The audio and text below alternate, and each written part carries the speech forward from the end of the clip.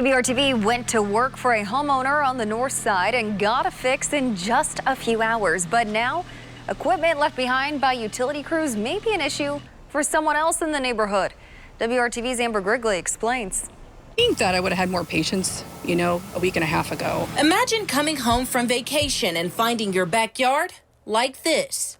We just need to be considerate that families live here, and this is just not a place to store that kind of thing. And if they are, they need to put up adequate fencing, maybe some cones, things like that, that would give us an indication that, hey, this is a dangerous area. Amy Ray says they called AES Indiana multiple times since July 9th about the equipment. A couple phone calls turned into 4, turned into 5. But still no answer as to why this equipment was still in her yard, left out in the open, just waiting for an accident to happen. So she reached out to WRTV. Pretty much an eyesore. It's been a huge source of frustration. We like to take care of our own landscaping, can't mow around it, can't let the kids outside for any period of time because there was loose equipment, bolt cutting materials. They also had dug a hole the size of an adult could fit in. Ray told AES we were coming out to see the mess, and when we arrived, a crew was there moving things over the fence. They even taped the area off and told Ray the equipment had to stay a few more days. I went over to ask the manager on site about this. You know roughly how long this equipment will be in her yard? He refused to answer and directed me to his boss. I gave his boss a call and was told the equipment would be moved by tonight. I'll tell you what, I'll have equipment moved out of their yard this evening, tonight. As we waited, about 10 minutes later, AES had a crew to come back out to only move the equipment from Ray's yard to her neighbor's yard. A spokesperson with AES Indiana tells me they are working on a planned infrastructure improvement project in the area that can take anywhere from 2 to 4 weeks. In a statement saying in part, in this situation, the recent planned work was delayed due to weather. And, quote, we apologize for the inconvenience this has caused and are working with our contractors to ensure updates on this work are made.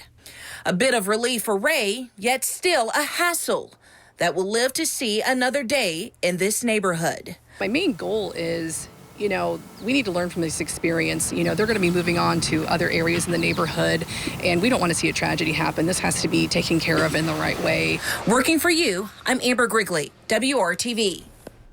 AES also told us if for any reason damage occurs, AES Indiana will be responsible and make appropriate repairs. To see the full statement, head over to our website and search for this story. An attorney representing 8 students who are suing IU over its COVID vaccine requirement says he plans to appeal a decision in favor of the university. A federal judge ruled IU can require students and employees to get vaccinated against COVID-19. It might be a landmark decision regarding college immunization mandates. The students claim the requirement violates their constitutional rights by forcing them to receive unwanted medical treatment.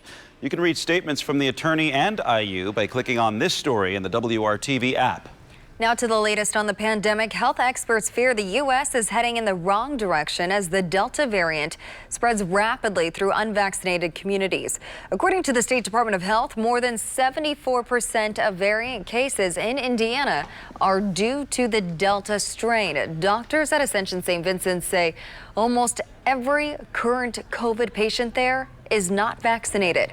The threat of the Delta strain is convincing some Hoosiers to get the shot.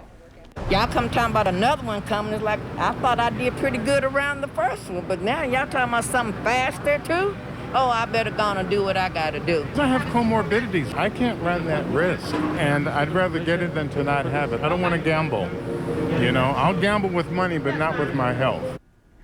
Doctors say even if you had COVID, you should still get vaccinated. They say natural immunity likely only protects you from the strain that infected you, while the vaccine protects against many variants. Remember, COVID-19 vaccines are free and available to any resident aged 12 and older. Most clinics do not require appointments. You can find a site near you at ourshot.in.gov or by calling 211. New at 11, an Indiana congressman will serve as the ranking Republican member of the committee to investigate the January 6th attack on the U.S. Capitol.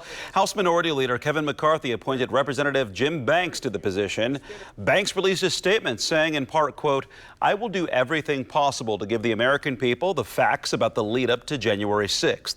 The committee is slated to have its first hearing next week. Around this time last year, some businesses in downtown Indianapolis remained boarded up after demonstrations turned destructive. Now, more than a year later, we asked small business owners to reflect back on those chaotic nights. I'm still amazed at what happened, those 2 days. Lots of devastation, lots of turmoil, just chaos, total chaos. After peaceful protests calling for justice for George Floyd and police accountability, a small group broke windows, looted, and caused other damage. It happened as businesses were already struggling due to the pandemic. The owner of Giorgio's Pizza and the owner of Jack's Donuts tell WRTV they are now focused on the future of downtown. Dropped the ball on maintaining downtown. I mean, I hate to see it. I've seen downtown go from a ghost town to something really special to back to kind of a ghost town, and we're not taking care of it. I mean, it's time that we step up, and it's time for our leadership to step up. We're still feeling the impact of the pandemic. I think the riots and all that, I think that's behind us.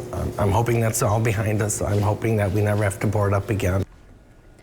After protests turned destructive, Mayor Joe Hogsett instituted a curfew. The city also later announced safety improvements, including $750,000 for added police patrols and surveillance cameras downtown.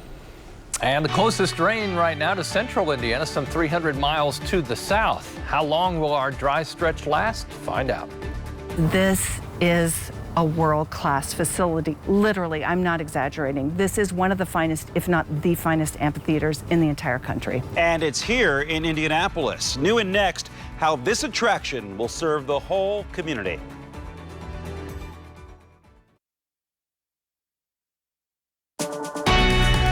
From the station working for you, this is WRTV News at 11, streaming now.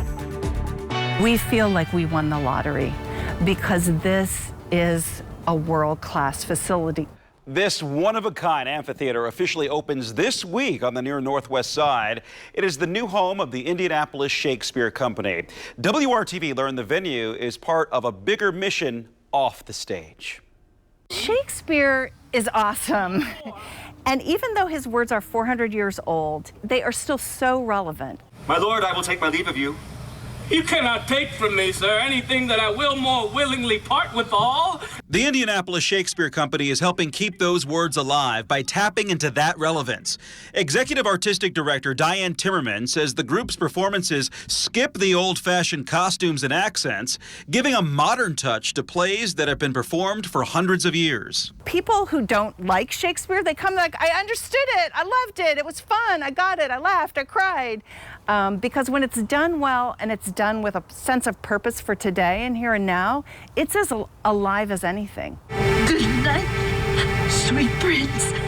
Also known as Indy Shakes, the company formed in 2006. Now a new era begins with the opening of an amphitheater in Riverside Park at the historic and newly renovated Taggart Memorial. What you see is a completely faithful recreation of the monument. They restored it exactly as it was, and then this entire concrete area and the stage and the beautiful audience area, that is all brand new. But this project, made possible thanks to a more than $9 million grant from the Lilly Endowment, is about much more than serving Indy Shakes. We're seeking to redefine the intersection between professional theater and community. Timmerman and the company are working with near Northwest Side neighborhood organizers like Ronald Rice to help achieve that goal. Every time we do any meeting, anytime we do any event, you'll always see someone from Indy Shakes there, and you'll always see them asking first before they do, they ask. Rice says residents have been asking for an entertainment or cultural attraction for more than a decade.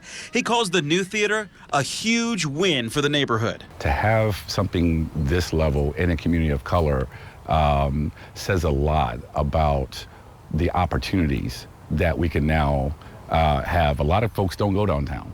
A lot of folks don't feel welcome downtown. So this is right in their backyard. This is right where they can assess it.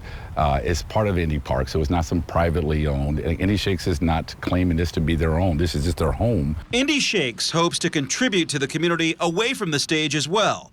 After getting input from local stakeholders, the company bought property in the neighborhood. We would like to create Shakes House on that property that would have workshops for the community and have some affordable housing even mixed into it and be an arts-driven community center. Rice says other organizations can learn from this collaboration. We're trying to get more folks to understand that when you come in and listen to what the residents want, it'll give you a better understanding of what they need and how you can help, and also how you can work together with them as opposed to working at them or to them. Indy Shakes company member Shantae Gaston, an Indianapolis native, is proud to be part of the organization as it works to serve a community she knows well. Being in this neighborhood in Riverside, I used to go to the water park like every weekend growing up.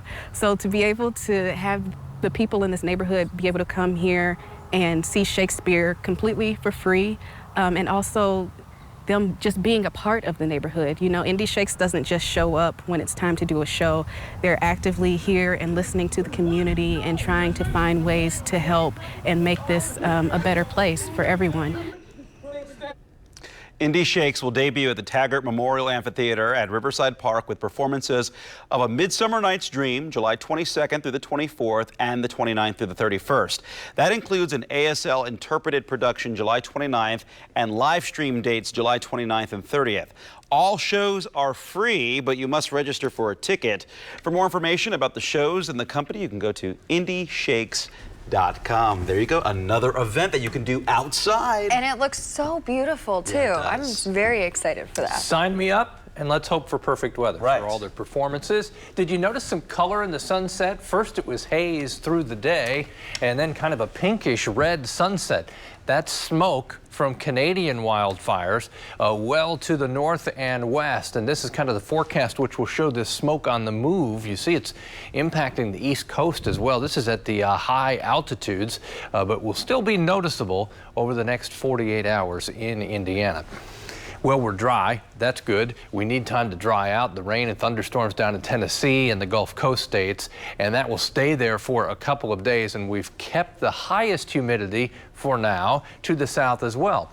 Watch, about the only thing that changes here is the clock as we roll through the nighttime hours tomorrow, then into Wednesday, even into Thursday. The chance of any rain in any one spot is 10, maybe 20%. It won't be until Friday that we get a substantial chance for rain at your house. So enjoy what is a much needed dry stretch. Rain probabilities as we get to Friday becomes a daily chance, just like we went through here for quite a while. Friday through Monday, that chance for rain. The humidity will climb and it becomes more tropical to feel by the time we get to Saturday, Sunday, and Monday. That's one of the main ingredients to firing some of these thunderstorms, with temperatures that warm up as well. During the day tomorrow, just a little bit warmer than today, 85, 86, 87, right in there with that hazy sunshine as a result of the smoke in the atmosphere. Wednesday, the wind is light. Temperatures, they move quickly into the low 80s and settle at about 85 for that afternoon high. These are just below the average high for this time of the year, but we'll make up for that as we move beyond. Our temperatures start to climb. Still dry Thursday, mid 80s. Friday, upper 80s, that 40% chance we'll see some showers and thunderstorms as we go